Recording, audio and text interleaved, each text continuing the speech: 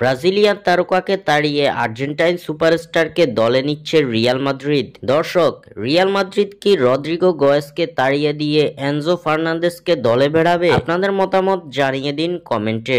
গুঞ্জনটা ছিল অনেকদিন ধরেই রিয়াল মাদ্রিদ ছেড়ে অন্য ক্লাবে পাড়ি জমাবেন ব্রাজিলিয়ান তারকা রদ্রিগো গোয়েস। 2024-25 মৌসুম বাজেভাবে কাটানোর পর গুঞ্জনটা হতে যাচ্ছে সত্যি। রিয়াল মাদ্রিদ তাড়িয়ে দিবে ব্রাজিলিয়ান এই উইঙ্গারকে।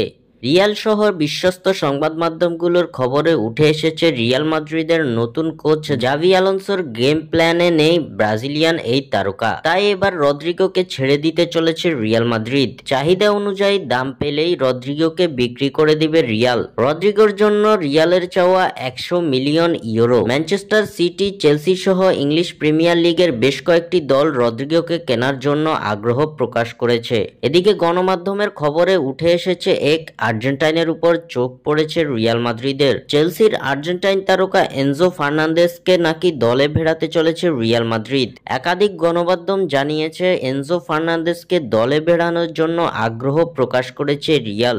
আর্জেন্টাইন এই তারকা স্প্যানিশ জায়ান্টদের দলে যোগ দেওয়ার জন্য আগ্রহী। ক্লাব বিশ্বকাপের পর এনজো ফার্নান্দেজের মাদ্রিদে যাওয়া নিয়ে নতুন ঘোষণা আসতে পারে বলে ধারণা করা হচ্ছে। চেলসির সঙ্গে এনজোর চুক্তি রয়েছে 2032 সাল পর্যন্ত।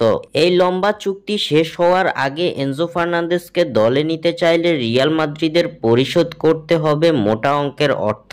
যে অর্থ রিয়াল মাদ্রিদ রদ্রিগো গোয়েসকে বিক্রি করলেই পাবে।